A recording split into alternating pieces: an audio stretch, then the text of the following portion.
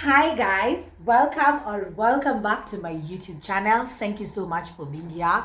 I am exhilarated to have you on here. So excited to have you on here. Thank you so much for clicking into this video. And if you clicked on this video, it's only because you've watched the last two episodes. So what are you doing here if you haven't watched the last two episodes? That's the question you should ask yourself, because this is like a continuation. It's actually a continuation of the past two episodes.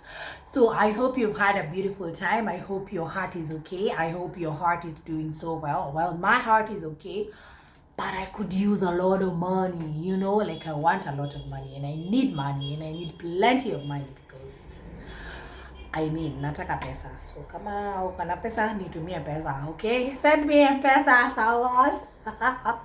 Anyway, besides that, I'm okay. I'm grateful. I have a roof over my head, and in this cold season, because I honestly don't understand what rain is doing in August. Does it rain in August? Anyway, whatever. That aside, so today we want to decide, to the newbies, guys, thank you so much for clicking onto this video. You are an amazing human being and I love you so much. And come here, give me your check. Mwah. Thanks for subscribing, because you are amazing. Okay? And I know we've been having very candid conversations, we've been having difficult conversations, and I want us to keep doing that. And I will tell you for a fact, you see, these things I'm talking about here on this channel, these are things that I have done practically. These are things that I continue to do. I continue to work on as a grown-up, because I realized as kids, we just lived our lives below stress. But then as an adult, if you want to lead a healthy life, you need to heal some of the wounds or the traumas that you went through in your childhood. And today we're going to talk about feminine energy and attachment styles.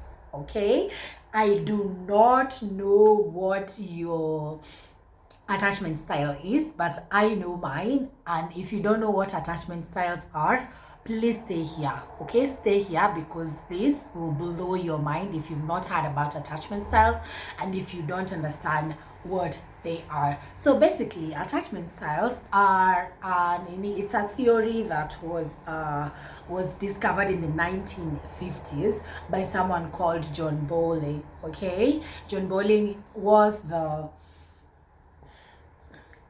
discoverer of the attachment style. So basically, this is how kids are taken care of by their caregivers as they grow up, and the way their caregiver takes care of them actually becomes they acquire these attachment styles as they grow up, and that's how they attach in relationships as grown-ups. Is that clear? Does that make sense? Yeah, so basically you need to know what your attachment style is, and you can go on Google and type attachment style quiz or test, and then you'll be able to answer a few questions, and then they will come up with a conclusion of what your attachment style is, basically based on how you are raised, how your caregiver, the caregiver here is basically someone who raised you. It could be your mom, it could be both your mom and your dad, it could be your auntie, your uncle, whoever raised you, your guardian, whoever raised you is the one who caused you to have that attachment style that you have right now. And without further ado, let's dive right into the video, because I am an avoidant, and in this video I will talk about feminine energy and an avoidant. Okay, an avoidant attachment style. So basically, I grew up, the attachment styles are four. Okay, there is secure, there is the fearful avoidant, there is the anxious, and there is the secure, avoidant, anxious, and the fearful avoidant. They are four. For the secure, while we work towards our attachment styles, after you have discovered your attachment style, the best attachment style to be at is the secure attachment style. You understand? That's where all of us who are anxious, fearful, avoidant, and avoidance and anxious are the ones who are now the ones working towards being in a secure attachment, hence leading to a secure relationship.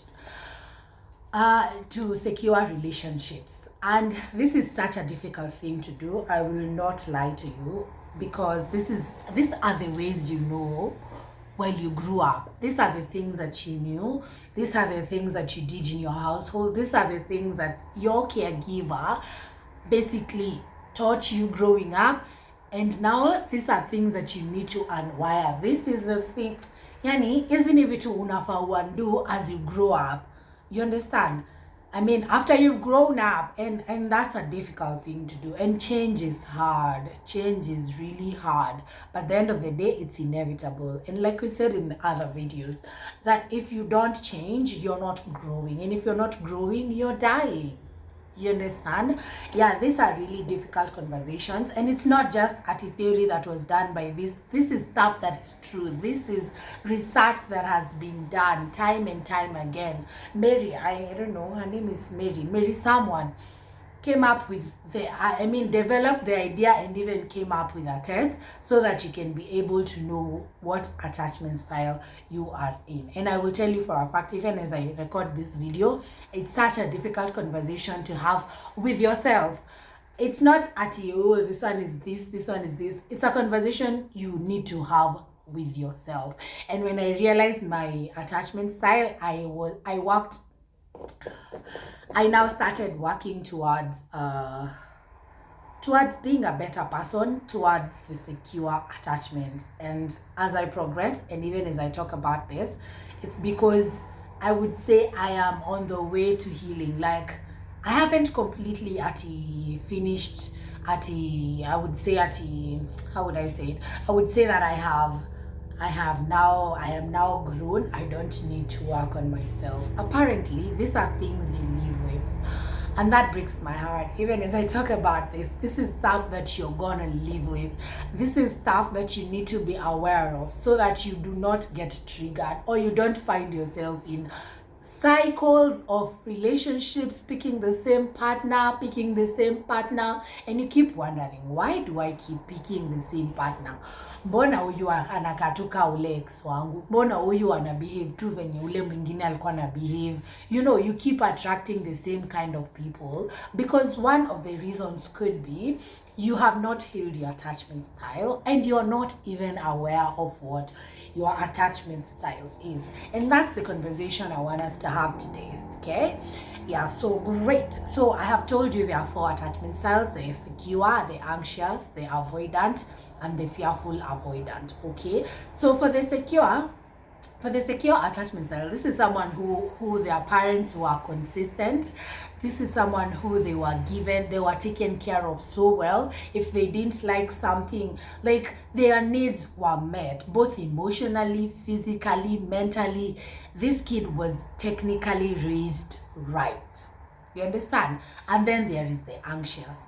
The anxious attachment style is basically someone who their caregiver gave them 50-50. One time they could be present, the other time they couldn't, and therefore they always had a difficulty like being social and not being social. They always had a difficulty trusting their partner. So they would, their caregiver as kids. Now we're talking as kids before we go into adulthood, because you're supposed to date when you are an adult, right? Yeah, so as a toddler, your caregiver was there, but also wasn't there as well. So there was a form of inconsistency with the way they were raising you. So that's why you turn out to be an anxious attacher in a relationship. And then there is the avoidant. The avoidant, the caregiver technically gave them the bare minimum. And that was it. They were not, the caregiver wasn't there emotionally to meet the needs of this child. And then the last one, the disorganized one, the fearful avoidant, they are close to the anxious one because they saw their caregiver as both comfort and fear at the same time. They kind of have similarities with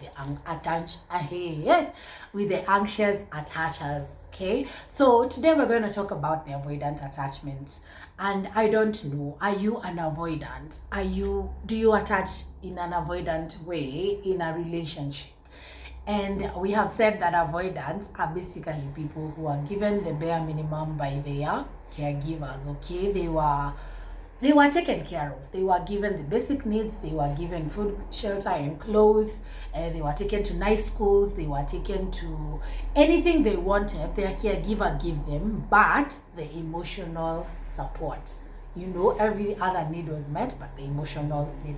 And that's why you find that if you are an avoidant, you become emotionally unavailable, such that you're not able to process your feelings. You understand? So I'm gonna talk about the traits of an avoidant, and then you can now start classifying yourself, just figuring out which aspect of that attachment style are you working on. And then I will also give my points while I compare to different incidences that happened in my relationship or relationships. Okay, so that we can now have an idea of what attachment styles do to our relationships. So without further ado, we're talking about feminine energy and avoidance and attachment styles, but in this case, avoidance. Okay, great. Let me dive right into the points. Okay, so one of the traits of an avoidant attacher is that they have healthy interdependence. They will act like they are dependent on you, but they are not. You get what I'm saying? These kids, they had to fend for themselves growing up. As a toddler, they had to be an adult very fast because their caregiver wasn't there. You understand? So in my case, how the scenario I can give for an unhealthy interdependence is that, for example, I could be in a relationship, and I remember I talked about this. So in one of my relationships, this guy once told me, I'm straight, so I date guys. So this guy once told me that you are so independent such that I do not know how to help you. Like, okay, so independent, sometimes I feel like you don't even need me. And that's very true. Looking at myself and being introspective and being honest with myself, honestly, I am super independent. Hey, me, I will not. And that is one of the things we said in our previous video. You don't need to be super independent because, it doesn't hurt to ask for help.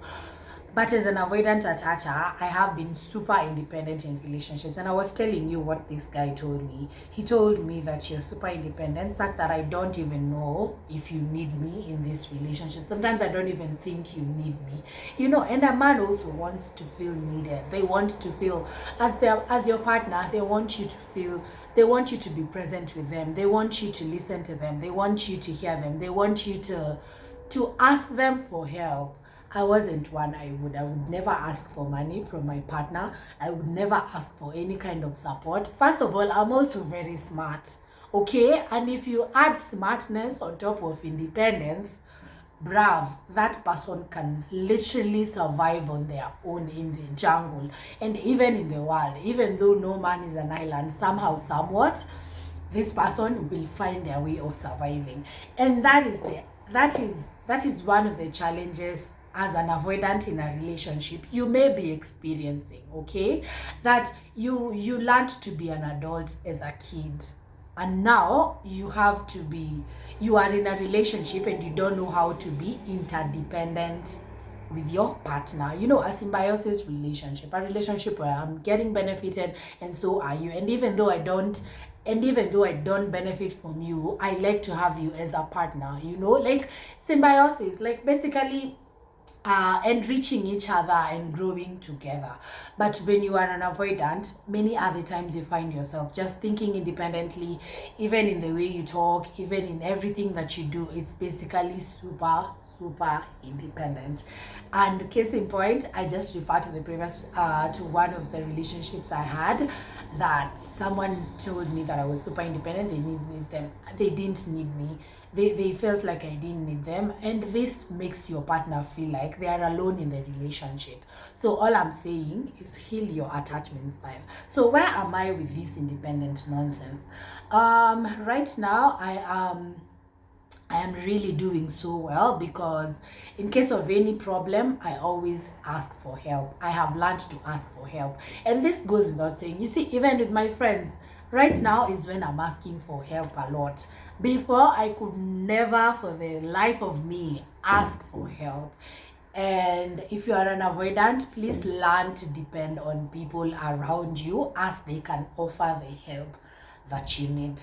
Are we clear? Great.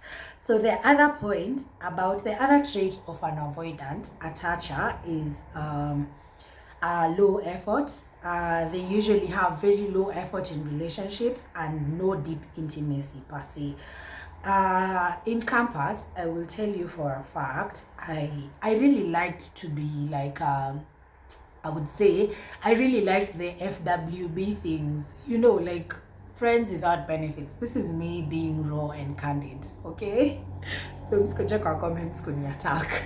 But anyway, this is me being raw and candid, and these are the things, these are my life experiences that I went through as an avoidant, and I wouldn't want you to walk down that path, especially if you're younger than me. I'm 28. So if you're younger and you're in campus, and maybe you're also older and you haven't healed some of these things, they show in your relationship. So low effort and just zero effort, low effort relationships. So I was telling you, in campus I had really a tendency of liking FWBs, friends with benefits. Don't bug me, don't come to me telling me that you need me to be there when someone has passed. You need me to be there when you have passed something. You need me to be there when you're celebrating. You need me to be there when you're crying. That used to be an extreme sport for me, before I got into a relationship, and it was really weird, because I was in a relationship and then we broke up, and then during this time when I was on a break, I felt like friends with benefits would have been the best fit for me, because it's low effort. Sitaki kuambiwa ati au kuni text good morning, au kuniambia good night, sijui au kufanya nini. Child, avoidance, hii ni tabia yako, na unajua vizuri sana wewe avoidant, utakangi kuweka efforts kwa relationship. That is one of the traits. And basically, for those who don't know friends with benefits, it's just someone who is acting like a boyfriend, but they are not your boyfriend. They cannot claim you publicly, and you cannot claim them publicly. You understand? And it's a total mess, because some of these things translate. You start building connection with this person, and then you end up loving them so much. You understand? And it's not healthy. It's not a healthy situation to be in. Okay, great.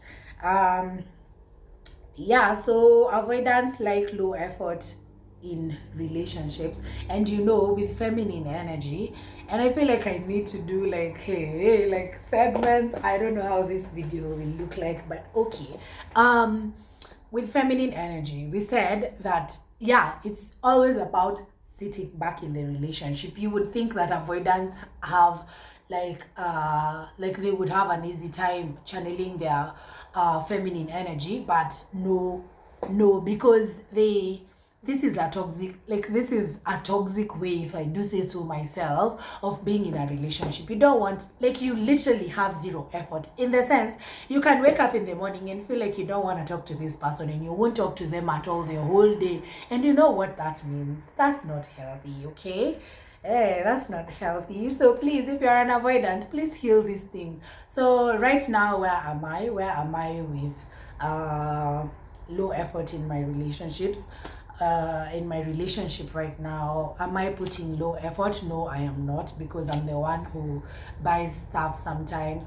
I like to buy stuff. I'm the one who likes to maybe gift my partner. I would send them a cute message here and there. I'm present in the relationship right now. So I would say that I'm not struggling with as much, okay?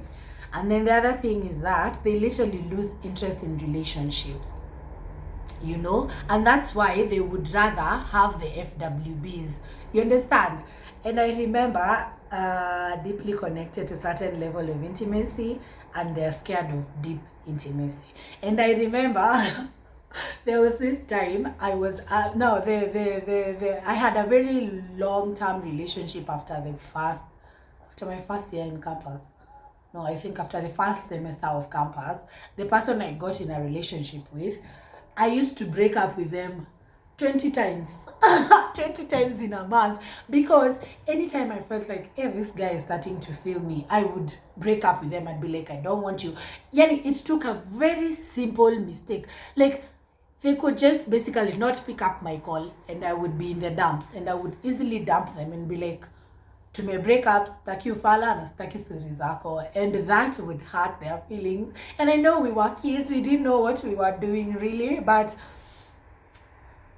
now thinking about it, that was a very toxic thing to do. Can you imagine being in a relationship with someone, every time you're breaking up with them, yani wanatembea, like they're literally walking on eggshells, and that's not even nice, because they're giving you.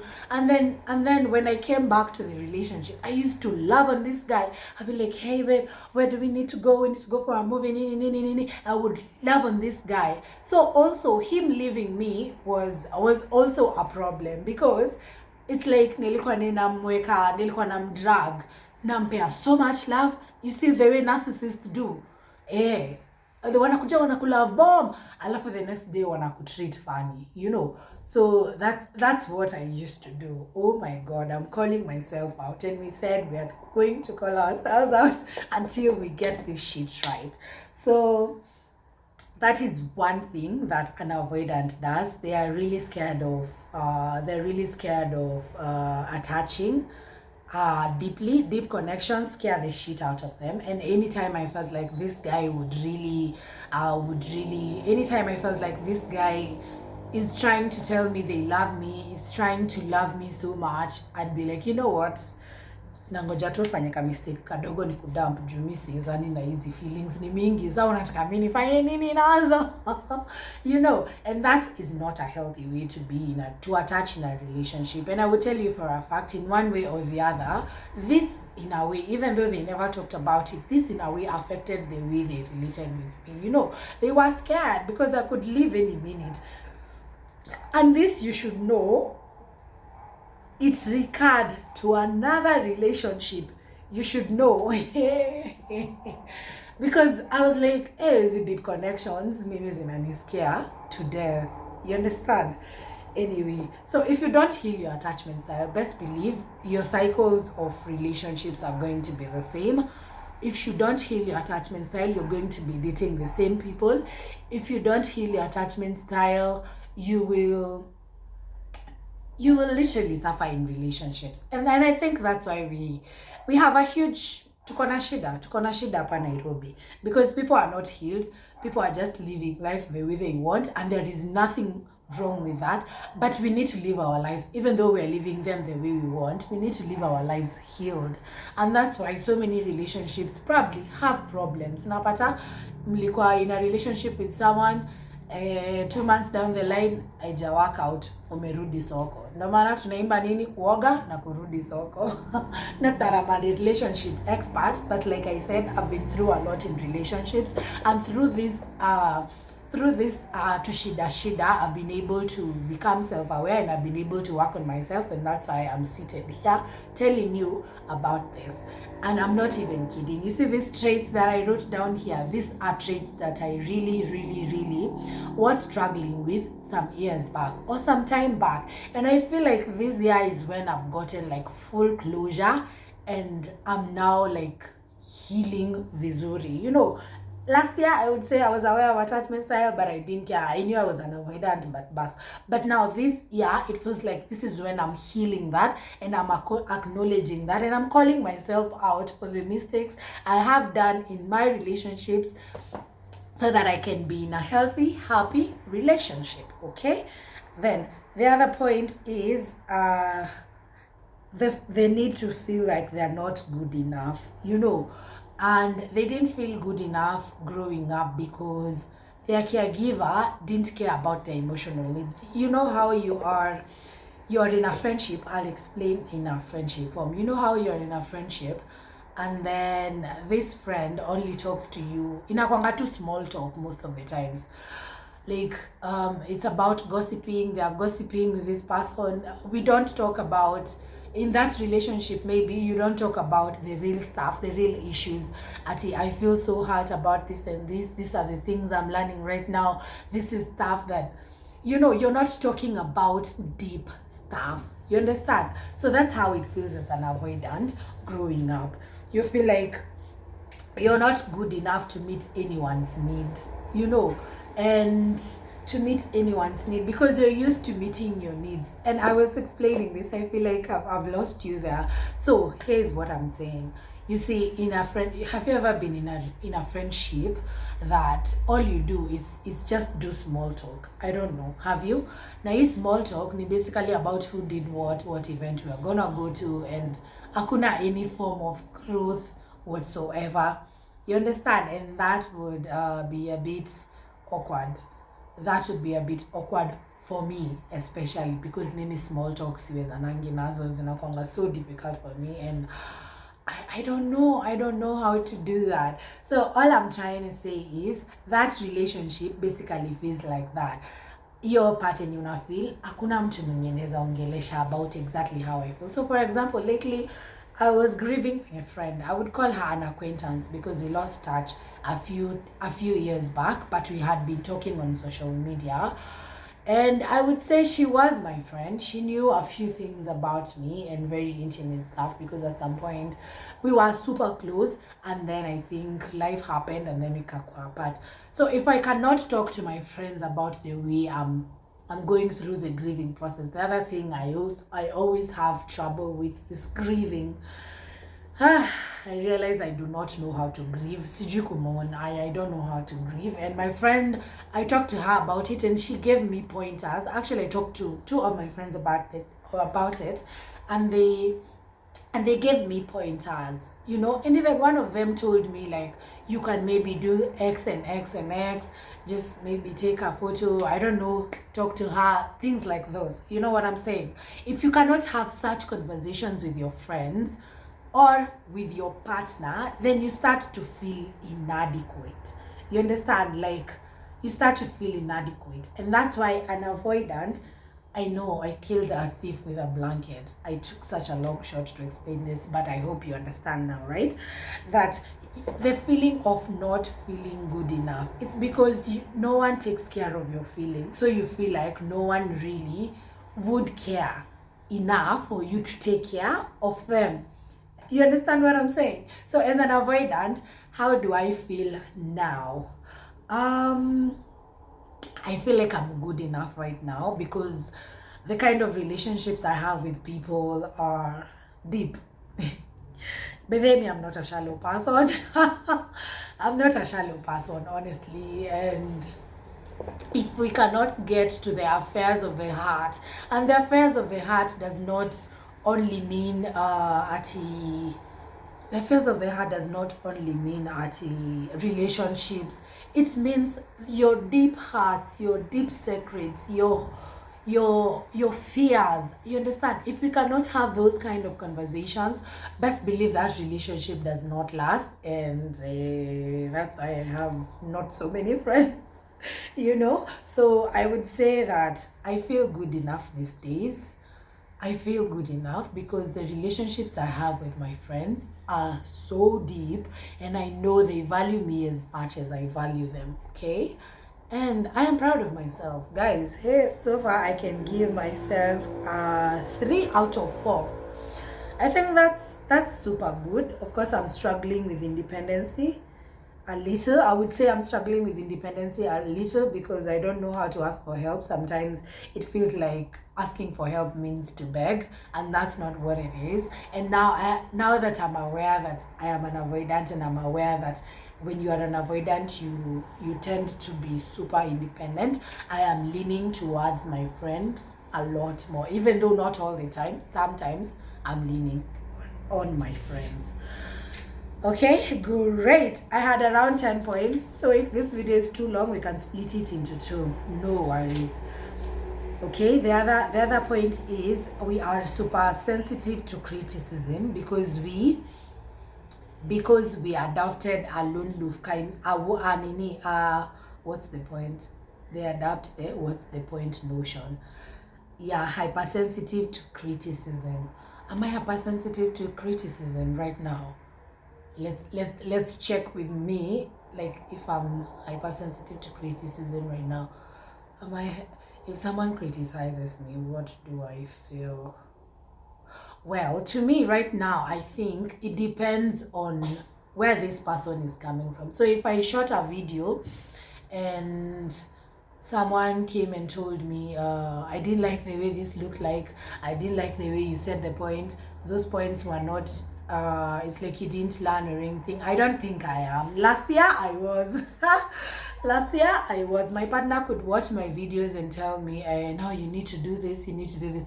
And I'd be like, shut up, I went to school for this, why are you telling me to do what, but right now, actually the other day Ali watched my video and he was like, oh wow, I can give you literally like a 10 over 10 from the introduction to the way you're delivering your points to this and this and this and this. I really love it, and I love that you've grown this much. I can see the growth and I can see that you are now used to it.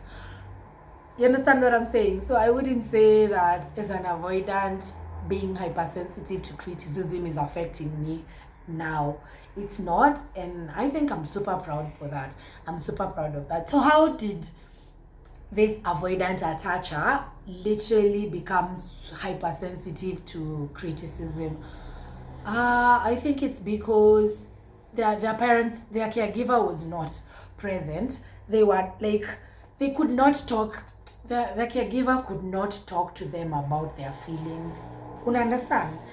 And then they were like, nobody cares, so what's the point of talking? So when you criticize them, you make them vulnerable. You know what I'm saying? You make them vulnerable, and it makes them feel also now like they're not good enough. You understand the cycle? You get it? So heal your attachment cycle so you don't have to suffer from this stuff. And these are real issues, fam. Imagine these are real issues. These are issues that I faced in a relationship, and I'm speaking from experience. And I am so glad I am now self-aware and I am where I am right now, because I don't know where I would be. Probably I'd be in another toxic relationship. I don't know. Anyway, the other point is they have low emotional bandwidth with people. They barely have time to fill your cup. They fill their own cup. That's why they are super independent. There is yeah. And I feel like that's what I do with grief. I think now the low emotional bandwidth, I would say with grief right now, yeah, I have low emotional. It's like I shelf that feeling. I'm like, how do this? So low emotional bandwidth basically means you cannot deal with a lot of emotions, and that used to be a challenge, and I feel like that is what is happening to me with grief. Oh my god, that's like an epiphany. That's like an aha moment. Like I just realized that's exactly what it has been. Oh my god, guys, you see what happens when you learn about stuff, and when you do some soul searching and introspection, you literally learn a lot about. And even as I shoot this video, I have just learned that with grief, that's exactly what has been happening, because it feels like these are so many emotions. I don't even know which one to feel. Should I be sad? Should I be excited? Should I be aware? Should I cry? And I feel like those are the emotions that really happen to me when I'm grieving. Oh my god. Low emotional bandwidth, literally zero. I think I even have like a zero emotional bandwidth when it comes to grief. Oh my god, that's why I cannot be able to That's why I don't even know how to grieve. Usually, how do people grieve? Grieve wana acceptingi, wanaanza kulia, wana come to terms with it, na wana learn kuishi nayo. Me I think I don't process emotions za death. You should know, even now, I think you know, my dad passed away in 2020, and I feel like this is when I'm grieving him. Yeah, and now I want to cry. Oh, let's see my potato. And now I want to cry. Oh my god. Yeah, now it's clear. I'm not gonna cry. I'm not gonna cry because I feel like this year is when I'm mourning my dad. My dad passed away in 2020, you should know. But sahi ndio na process emotions. Next point, I don't want to cry. Not in another video.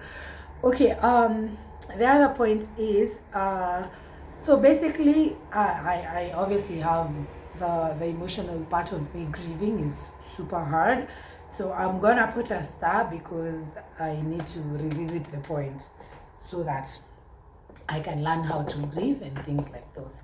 Anyway, another one, the other point is you often feel misunderstood as an avoidant, therefore you don't communicate your needs. Oh my god. And this makes you passive aggressive. Able to put your point, let's put that across. This makes you passive aggressive. Hey, umewaiona watu wenye wako na passive aggression? Mtu amekujamia, hajakujamia but anasema. So for example, this is last year. For example, my partner would be like, babe, I really wanted us to hang out. I think that's a classic example. That's a classic example. Let me just go on with it. So babe, I know we had said we were going to hang out today, but I really have to attend to a family emergency that I really need to. Apana, hata si family emergency because family emergency is important. But my friend from the US, but my friend from the US came and I'm the one going to pick him at the airport.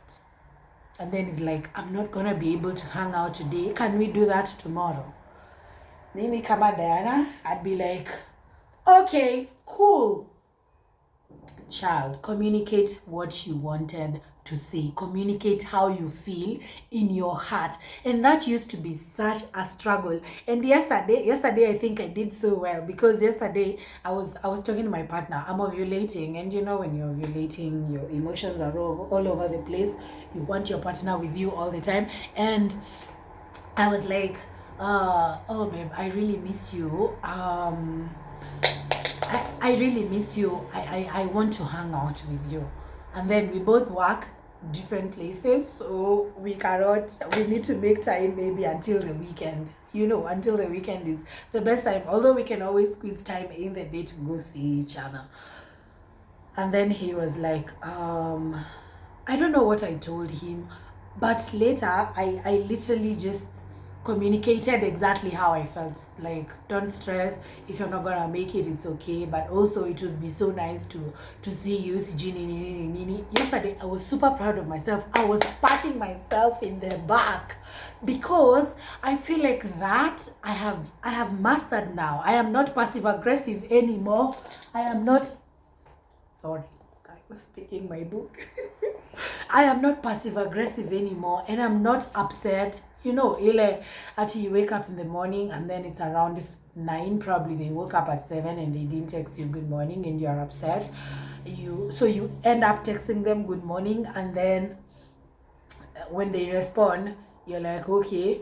And then later on, like sometime later in the day or maybe 2 days later is when you'll be like, oh, you know, such things. We are not doing that. Oh, you don't even talk to me in the morning. You don't talk to me in the morning. Oh, you wake up and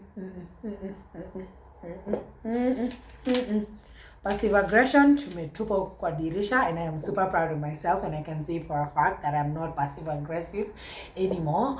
And with my friends, am I passive aggressive? No, I have never been passive aggressive with my friends. Oh wait, I have been. Hey, I have been passive aggressive. Like, yeah, I have been passive aggressive with my friends, but right now I do not, as in passive aggression is not my thing. Yeah, so when you're an avoidant, you feel misunderstood. That's why you fail to communicate your needs. And I feel like I've explained this last part of failing to communicate your needs as opposed to feeling misunderstood. So avoidants feel misunderstood because they just let things slide. They don't talk about how they feel. Understand? Sometimes they could let things slide and then they become passive aggressive and then it just dies like that. And then sometimes, personally, me, I used to be passive aggressive. I don't know how, but they leave me a comment, tell me how you feel misunderstood when you have not communicated your needs. I mean, when you fail to communicate your needs and you have not even communicated, how toxic is that? Stupid. Anyway, the other thing is they avoid connection and deep intimacy that we've addressed. So we talked about deep intimacy, how avoidants get into FWBs or just like a shallow relationship that's gonna maybe come up. For example, it's Valentine's. I have done this before. I have done this before. So Valentine is coming. Where is your boyfriend? I don't have a boyfriend, and at the time, I remember very well. I think it was Valentine's, yeah, Nikiwa campus. I remember very well. I got into a relationship so that I can have a date on Valentine's, and then a week after Valentine's, I dumped this person. Hizo ndo tabia zenye unaendanga ukifanya huku around the streets when you are a freaking grown woman. And that's not how you should behave. That's so super toxic. Come on. And right now I'm literally championing and pioneering and literally just asking people to look within and not point fingers at others, because sometimes you may be pointing fingers at others when you are the problem. Okay, so check yourself. And then they instinctively seek ways to run away from their feelings, and they ask for alone time a lot. Me, I never used to ask for alone time, but I will be alone and I will not tell you shit.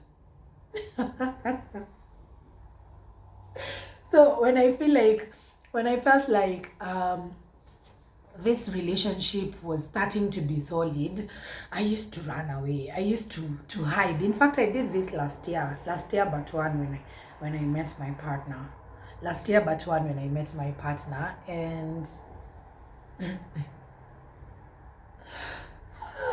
Lord, when I started to feel like I'm now getting attached to this person, I literally withdrew. I could withdraw for like a week. Simongeleshi, a whole week. I'm not asking for time. Simongeleshi, but sinajua we are not in a relationship. He's just cutting me. So I would withdraw for like a week, and then I would visit where he stays, and then he's like, who has been keeping you away from me? It's been me. It's me who has been keeping away from you, because is he feelings ni mingi? Siwezi process? You know, that kind of thing. And it became a bother to him. Like, wewe unavanishingi tu, like you just disappear, even though pia yeye alikuwa na disappear. Ujue pia yeye ni avoidant. So yako anaona kidisappear, yeye alikuwa anaona mimi kidisappear. But right now tunaongea about mimi. We're not talking about other people. We are addressing our issues. Ndio. Anyway, yeah, so basically that's what it looks like when an avoidant is seeking for, you know, they're scared of getting attached. Basically, unajua emotions zinakuanga vitu hatujui kudeal nazo kama avoidance. But right now I'm in a much healthier space, and even as I say these points, I'm vetting myself, and I'm super proud of myself, because these are things that I've worked so hard. Kai, yani, it's literally unwiring how you grew up. That's a lot, and it's intense, as a matter of fact. Anyway, yeah, so the other thing is they have like a people pleasing aspect in their lives, and they don't like conflict. they like to fight ama wa fly, like wanakwanga tu on fight or flight mode, but mostly inakwanga flight mode. So they avoid conflict. And let me explain this. I was one person who would, and I feel like in my previous relationship, that's what I did. I didn't like conflicts, and the ex liked conflicts. And alikuwa, he used to be very confrontational, and I used to find that super aggressive. I'm like, guy, una address aje issue ka hiyo? Unanipigia simu unaniambia ati nimekukosea na unaniambia hizo vitu zote. Ai, hizo ni vitu gani?